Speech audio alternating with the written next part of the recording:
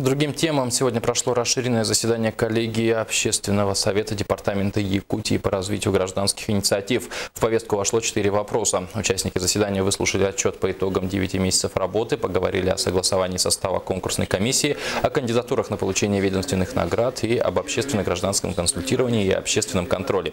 Отметим, что в 2015 году государственной поддержкой некоммерческих организаций охвачено 2 города и 20 муниципальных районов республики. Победителями конкурса стали 35 проектов. Общий объем грантов составил порядка 30 миллионов рублей.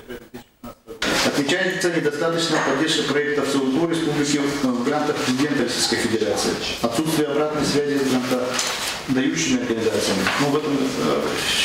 В этом связи мы работаем, и в этом году 3 федеральных грантоператора посетили нашу республику. Это Союз молодежи и они провели здесь обучающие семинары.